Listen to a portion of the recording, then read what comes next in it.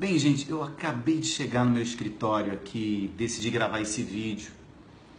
Eu tive uma das maiores experiências da minha vida. O que é a tragédia na vida humana? Ontem eu estava voltando de Brasília, num voo Brasília-São Paulo, São Paulo Navegantes. E quando eu fiz escala em São Paulo, estava chovendo muito, o voo atrasou uns 40 minutos, teve que arremeter. E eu pousei já extremamente atrasado e eu saí de um avião, entrei no outro. Quando eu entrei, fechou a porta, já decolou.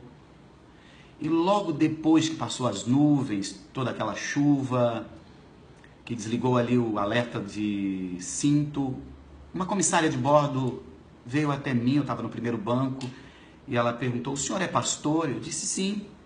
O senhor é pastor em Balneário Camboriú? Eu falei sim. Ela: eu te reconheci. Aconteceu um problema no embarque, o senhor pode conversar comigo ali um minuto? Eu disse sim, claro. Aí ela foi até aquele lugar ali onde preparam as comidas e eu me levantei e fui lá. E ela me contou que aquela última senhora que tinha entrado, com uma criança chorando muito, o marido dela tinha acabado de ser assassinado. Ela estava sem dinheiro, o marido era caminhoneiro, ela estava desesperada. E todos estavam muito comovidos com a história dela. E como ela me reconheceu como pastor, ela disse: só o senhor para ajudá-la. O senhor se importa de conversar com ela, de dar uma palavra, de orar por ela? Eu falei: claro que não, para mim é um prazer. E eu sentei do lado da senhora, pedi permissão para conversar com ela. E ela me contou uma história, que o marido dela, caminhoneiro, o pai dela tinha comprado esse caminhão para ele viajar. E quando deu agora o verão, ele foi fazer uma viagem longa. Eles são de perto de Rio do Sul, Santa Catarina. Eles iam fazer uma viagem muito longa, Recife, Belém, Maranhão, e ele levou ela. Ela estava grávida de gêmeos e tem uma filha de 2 anos e um filho de 9. E todos eles foram em Recife, passearam, descarregou, carregou, foi para Belém. E quando chegou em São Luís, quando ele foi descarregar em um galpão, quando ele virou a esquina do galpão, a última roda de trás do caminhão passou em cima da calçada de uma pessoa, bem na quina, eu vi até a foto, quebrou assim uns 60 centímetros da calçada. E ele estacionou no galpão onde ele ia descarregar, e o dono do galpão veio até a casa, bateu e disse: olha, o caminhão ali estragou a calçada, mas a gente já vai mandar arrumar. E eles ficaram ali, descarregaram e anoiteceu. E ele tinha mais uma outra carga, não dava para ir para o outro lugar que estava fechado, e eles ficaram ali. Ela disse que desceu do caminhão com os filhos, arrumando as roupas para ir a um banheiro tomar banho. E ele foi buscar, o marido dela foi buscar a chave para poder abrir a porta do banheiro. Quando ela escuta um barulho e uma gritaria, e ela correu. E ela viu o marido dela segurando as 2 mãos de um homem, e numa das mãos daquele homem tinha uma faca. E quando ela chegou desesperada, o marido dela dizia: eu fui esfaqueado, eu fui esfaqueado.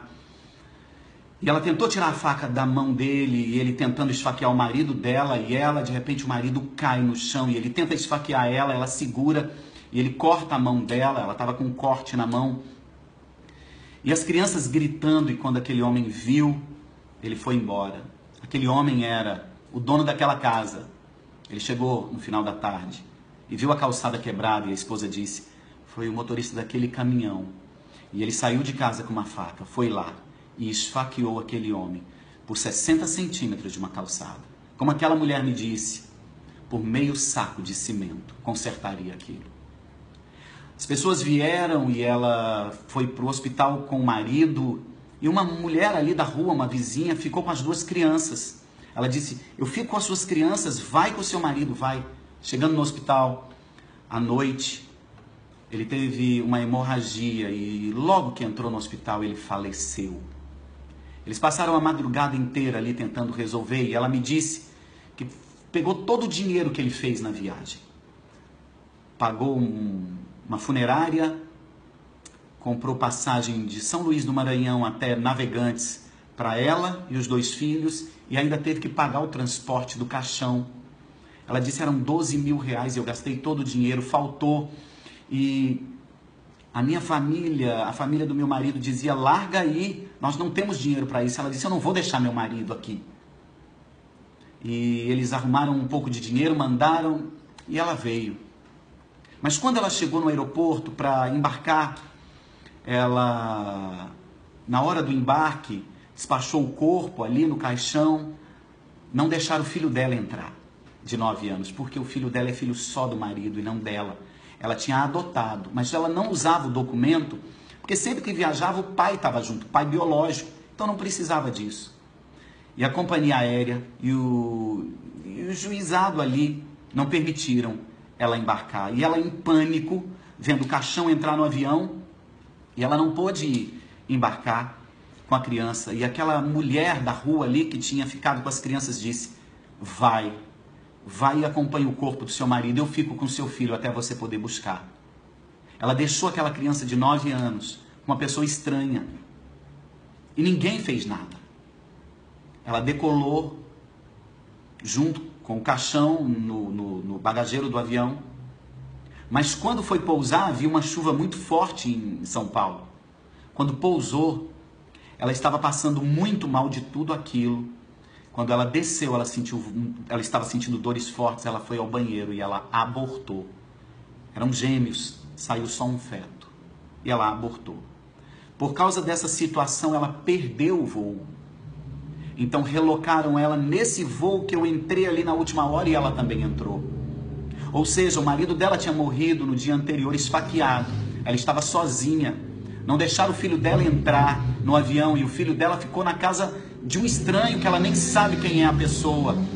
E agora dentro do aeroporto, na escala, ela aborta. E ela estava ali, e ela chorava e dizia assim: meu marido morreu por causa de meio saco de cimento. Meu filho está com uma pessoa que eu não sei quem é. Eu tenho R$ 25 e quando eu descer no aeroporto eu não sei o que eu vou fazer. E eu disse para ela que não foi coincidência, mas Deus tinha me colocado naquele voo para cuidar dela, e que eu iria cuidar. Eu ia cuidar dela, eu ia descer ali em Navegantes e eu ia cuidar de tudo para ela, até que tudo estivesse sob controle. E eu perguntei se alguém ia receber. Ela disse: meu pai e a minha madrasta moram em Navegantes, mas ele teve um AVC e quando eu comuniquei ele que meu marido morreu, ele sofreu um ataque e está internado no hospital. Tragédia sobre tragédia. Eu nunca tinha visto uma tragédia tão grande e uma sequência de fatos como esse. Quando nós descemos em Navegantes, não tinha nenhuma pessoa esperando ela. Ela não sabia o que fazer. O filho no Maranhão, ela não sabia onde estava o corpo do marido dela que veio em outro avião. R$ 25, ninguém ali, ela não sabia o que fazer. Quando eu desci no avião, eu tinha orado por ela, ela estava um pouco mais calma. Quando o avião pousou, a criancinha de 2 anos pediu para olhar na janela e disse: mãe, meu pai está aqui esperando a gente. E ela começou a chorar e aquela criança de 2 anos começou a consolar a mãe. Uma situação inexplicável. E quando eu desci ali, eu disse: senhora, nós vamos cuidar de uma coisa por vez, porque são tantas coisas. Primeiro eu vou saber do corpo, aonde está. Eu estava de terno, eu estava bem vestido, de pasta. Então quando eu cheguei na companhia aérea para saber, eles me atenderam muito bem. E o corpo já tinha chegado no voo anterior, a funerária estava esperando e já tinha levado. São 150 quilômetros de distância, ou seja, ela iria com a funerária, agora ela estava sem meios de transporte. Então eu disse a ela: a situação do corpo está resolvida, já foi. Agora eu vou resolver a sua ida. Eu vou contratar um táxi e eu vou pagar. E ela disse: não, é muito caro. Eu disse: senhora, Deus me colocou aqui para te ajudar. E eu vou te ajudar. Eu contratei um táxi para levar ela embora. Eu falei: agora vamos resolver o problema do seu filho. E eu fui à companhia aérea. E eles me atenderam. Liguei para essa senhora, achamos a criança. Eu falei que eu iria pagar tudo, a passagem aérea, um acompanhante para trazer. Só que ela estava indo embora e não podia receber a criança. Então chamei um dos pastores da igreja para ficar responsável, dar o nome ali, para receber a criança no outro dia. E a companhia aérea simplesmente entrou em contato com São Paulo, com tudo, e resolveram. O senhor não tem que pagar, relocamos a criança, não tem que pagar a pessoa que vai acompanhar, não tem que pagar nada. Naquela hora eu disse algo. Aquela criança não embarcou porque o pai estava morto no caixão. Como ela estava desacompanhada. Ela estava acompanhada com o pai morto. Mas ninguém fez nada por aquela mulher. Ela passou pela polícia, ela passou pelo juizado, ela passou pela companhia aérea, ela passou por tudo e ninguém fez nada. A miséria do ser humano. A desgraça na vida da humanidade. Não é isso que essa mulher está passando. O marido morreu por uma quina de calçada quebrada, foi esfaqueado e morto. O filho teve que ficar longe com uma pessoa estranha. Ela teve um aborto no meio da viagem, sem dinheiro, sem orientação. A desgraça da humanidade não são as tragédias que o homem passa. A desgraça da humanidade é você não estender a mão a alguém. Se você não pode ajudar alguém, de que vale a sua vida? Sua vida, que valor tem nesse mundo, se você não pode ajudar alguém? Eu sempre digo na igreja que eu sou pastor, você pode fazer algo por alguém. Se você é pobre, tem alguém mais pobre que você. Se você está sofrendo, tem alguém que sofre mais que você. Se você está doente, tem alguém mais doente que você. Você pode fazer algo por alguém. A nossa vida só tem valor quando fazemos algo por alguém. Agora eu acabei de receber o vídeo. Ela abraçando o filho. Resolvemos o problema do filho, do corpo, táxi para levá-los, agora um outro táxi para levar a criança para casa, e ela abraçando, e me mandou aqui um vídeo.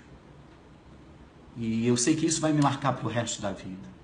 E essa frase, que eu sempre disse, daqui para frente ela terá um valor muito maior. Você pode fazer algo por alguém. Eu fui até o caixa eletrônico, saquei o dinheiro, o máximo que podia sacar ali, no limite daquela máquina, dei para ela. Ela me beijava a minha mão e eu dizia: não me agradeça. Agradeça a Deus que me colocou no mesmo voo que você. Foi Deus que fez isso porque Ele te ama. Deus te ama e que você possa fazer algo por alguém. Deus te abençoe.